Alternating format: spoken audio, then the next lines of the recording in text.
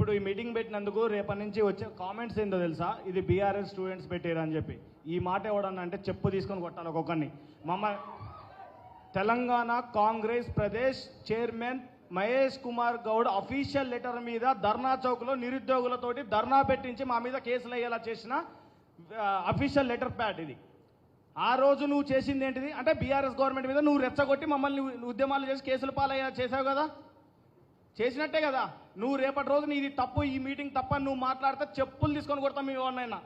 పల్లి బఠానీలు అమ్ముకునే కాంగ్రెస్ నాయకులకు వాటర్ బాటిల్ అందించి ఆ రోజు ధర్నా చౌకులో ధర్నా పెడితే మీరు తాగిన కొబ్బరి బొండాలు కూడా మా రక్తాన్ని చిందించినాం. మీకు శాల్వాలు కప్పితే మా చర్మాలు అమ్మి కుట్టించి కట్టించినాం మేము. ఇది పరిస్థితి ఆ రోజు కానిస్టేబుల్ అభ్యర్థులు. రేపటి రోజున ఈ మీటింగ్ గురించి ఎవడైనా తప్పుగా మాట్లాడితే ఉరికిచ్చి దిల్సుఖ్నగర్లో కొడతాం ఎవడన్నా. నేను ఈ లెటర్ అందుకని ఉదయం నుంచి పట్టుకొని తిరుగుతున్నా. ఇంకొకటి, ఇప్పుడు కానిస్టేబుల్ అభ్యర్థుల సమస్యల గురించి ఒక 2 నిమిషాలు మీ అందరి దృష్టికి తీసుకొస్తా అన్న. దాదాపుగా 15 లక్షల మంది కానిస్టేబుల్ అభ్యర్థులు ఎన్నో ఆశలుగా చూస్తున్న పోలీస్ నోటిఫికేషన్ మీద గత గవర్నమెంట్లో కేసీఆర్ గారు 2014లో తెలంగాణ వచ్చిన తర్వాత ఎవ్రీ 2 ఇయర్స్ 2016, 18, 22లలో నోటిఫికేషన్ ఇవ్వడం ద్వారా పోలీస్ అభ్యర్థులు దాదాపుగా 48,000 పోలీస్ నోటిఫికేషన్లు ఇచ్చిన మాట వాస్తవమా కాదా? వాస్తవమే కదా. ఆ లాస్ట్ 2022 తర్వాత మనం ఈవెంట్స్ మెయిన్స్ అన్నీ కూడా 2023 అక్టోబర్లో కంప్లీట్ చేసినాం. ఆయనకి లాస్ట్ నోటిఫికేషన్ సంబంధం లేదు. కానీ నేను ఇక్కడ ఒక మంత్రి గురించి చెప్పాలనుకుంటున్నాను. నల్లగొండ జిల్లా నుంచి వచ్చిన నేను. నల్లగొండ జిల్లా మంత్రి, ఏ నల్లగొండ జిల్లా మంత్రి అయితే మన నల్లగొండ జిల్లాకి జీవో నెంబర్ 46 వల్ల అన్యాయం జరుగుతుంది, మన పార్టీ అధికారంలోకి రాగానే మీ అందరికీ న్యాయం చేస్తాను అదే నల్లగొండ కోమటిరెడ్డి వెంకటరెడ్డి. నువ్వు ఈ వీడియో చూస్తే మాత్రం నువ్వు చచ్చిపోవడం బెస్ట్ అబ్బా. నేను చెప్తున్నా, నేను మాట్లాడే ప్రతి ఒక్కటి కూడా మీ అందరికీ తెలుసు. ప్రూఫ్స్ లేకుండా ఏ ఒక్కటి మాట్లాడను. నా దగ్గర అన్ని ఆధారాలు వీడియోలు ఉన్నాయి. నేను మాట్లాడేది 1-2 నిమిషాలు మీరు అందరూ వినండి.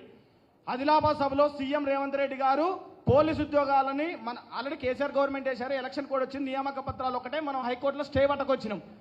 పాల్వాయి వెంకటరెడ్డిని, మునుగోడుకు చెందిన పాల్వాయి వెంకటరెడ్డిని పట్టుకొని ఢిల్లీ వెళ్ళి ఈ ద్రోహి నల్లగొండ, ఖమ్మం, వరంగల్, మహబూబ్ నగర్లో 48 సీట్లు గెలవడానికి ప్రధాన కారణమైన ఈ పోలీసు అభ్యర్థుల యొక్క ఉరితాడు కోసింది ఈ కోమటిరెడ్డి వెంకటరెడ్డి.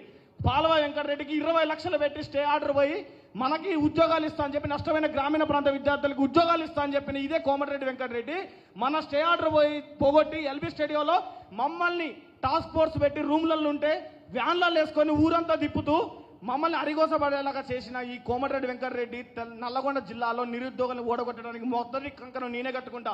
నేను చచ్చే లోపు వాడిని ఖచ్చితంగా ఓడగొడతా. ఎందుకంటే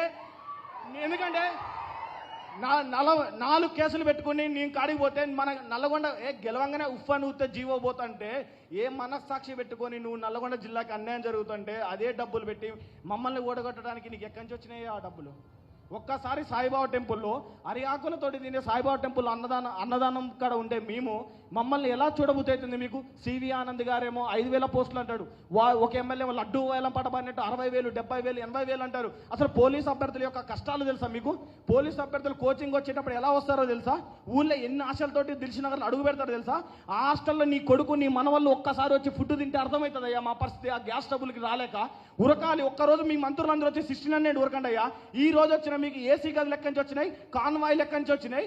మమ్మల్ని రెచ్చగొట్టి 30 లక్షల మంది ఇంటూ 3 ఓట్లు వేస్తే 90 లక్షల మంది అన్నారు. రేవంత్ రెడ్డి ఒక మాట అన్నాడు, కోదండరామ్ సార్ సాక్షిగా మీకు ఉద్యోగాలు వస్తాయని చెప్పింది. కానీ మనకు వచ్చినాయా? కోదండరామ్ సార్కి వచ్చిందా?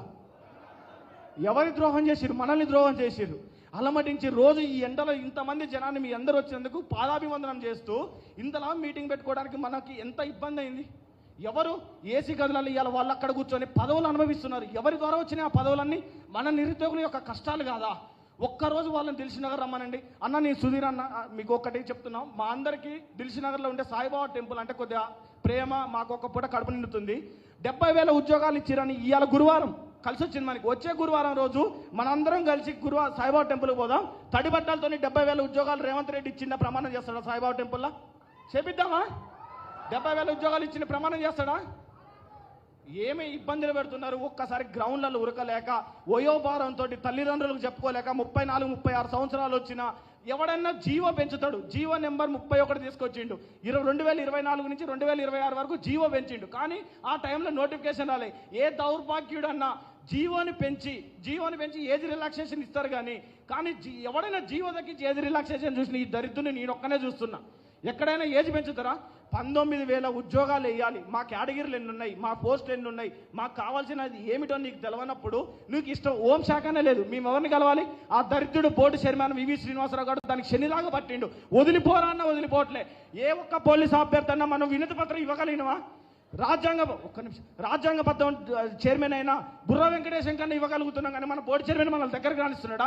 హోమ్ మినిస్టర్ ఏం పోయి తలకాయ లేని సీఎం దగ్గర పెట్టుకున్నాడు. వాడు మనల్ని కలవనియాడు. ఊకి ఈ గొడవలు మంగ్లీ కేసు అని ఇవన్నీ పట్టుకుంటారు. కానీ దిల్షుక్ నగర్ ఒక్కసారి రాయ్యా. దిల్షుక్ నగర్ ఒక్కరోజు సాయంత్రం 5 గంటలకు రా. మా కష్టాలు తెలుస్తాయి. మేము ఫీజులు కట్టుకోలేక ఇవాళ జూన్ 5వ తారీఖు వచ్చింది. హాస్టల్ ఫీజులు కట్టాలి, స్టడీ హాల్ ఫీజులు కట్టాలి. హాస్టల్లో భోజనం చేయాలంటే కిందికి వెళ్తే ఓనర్ అడుగుతాడు అని భయంతో ఓనర్ లేనప్పుడు పోవాల్సి వచ్చిన పరిస్థితి వస్తుంది. ఈ అందరి కాలం ఎవరు? 2.5 సంవత్సరాలు పోలీస్ నోటిఫికేషన్ లేకపోతే ఎన్ని ఇబ్బందులు పడాలి, ఎన్ని కష్టాలు పడాలి. స్టడీ హాల్ ఓనర్ ఎప్పుడు వస్తుందో తెలియదు. స్టడీ హాల్ ఓనర్ కోసం స్టడీ హాల్ ఫీజు ఎప్పుడు కట్టాలి, ప్రతి నెల బుక్స్ కట్టాలి. ఎక్కడి నుంచి వస్తాయి మాకు ఈ డబ్బులని? ఈ అవస్థల కారణం ఎవరు? అంటే ఎవరు అడిగేవాడు లేడానా? ఎవడు ప్రశ్నించేవాడు రాడనా? వస్తాడు. ఏ ఉద్యమ తెలంగాణ 1200 మంది విద్యార్థులు తలుచుకుంటే తెలంగాణ రాష్ట్రమే వచ్చింది. తొక్కల గవర్నమెంట్ నువ్వెంత? మేమందరం విద్యార్థులు అని మీ అందరికి కూడా ఒక్క సంఘటన చెప్తున్నా. జీవో నెంబర్ 46 కేసు మీద రాకేష్ రెడ్డి అన్న సపోర్ట్ చేసి మా అందరికి చాలా హెల్ప్ చేసిండు.